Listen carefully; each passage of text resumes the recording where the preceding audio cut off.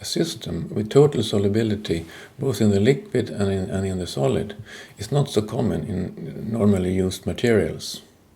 Instead, we're going to look at another system now, which has total solubility in the liquid but limited solubility in the solid. Such a system is called a eutectic system. And it means that you can mix alloys in the melt, but then during the solidification they will divide up into two solid phases. Here we see an eutectic system. It's actually the system of lead and tin, which normally are used in solders. And what we see here is that a system that has similar types of two-phase region that have been looked at before, here at the start, at this side. But here the two lines does not continue in the way we looked at before. Here they stop at this line. We can also see from the other side that they have a similar type of two-phase region starting up, but ending up on this line. What we can see here are different regions. First here we have a one-phase region. This is lead, this is pure lead, and here these solubility lines shows how much tin can be solved into the lead at different temperatures, in equilibrium with the melt, and here in the solid state. The same solubility lines can be seen here for the tin side. So here we see how much lead can be dissolved into tin in liquid and in solid. So that's the solubility lines we recognized from before. What is new in this system is this two-phase region.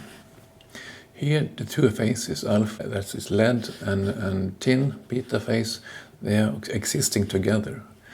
Both solid phases have to exist in some kind of combination. So when we start up here with a melt, with a composition of 61.9%, that is the eutectic composition, because this point is called an eutectic point.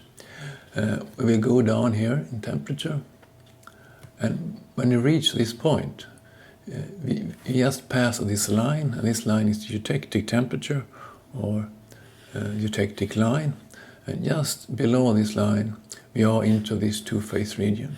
So at this point, when we pass this temperature, the material goes from liquid into a solid, and a solid with two different solid phases. This is done by some kind of cooperation between the phases. Both phases are solidifying at the same time, and normally they end up in some kind of structure that is schematically drawn here, a lamellar structure or a fibrous structure. Here we see two lamella. We see here the dark ones that are supposed to be the beta phase, which is rich in tin, and the yellow one, which is supposed to be the alpha phase, which has a lower tin content.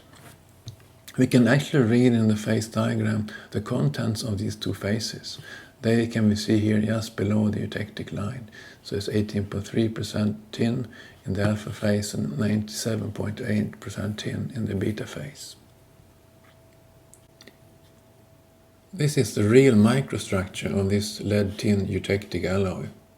What you can see here in the figure is some dark and light areas. And we see a lamellar type of structure. We have to consider now that this is a two-dimensional cut through the structure.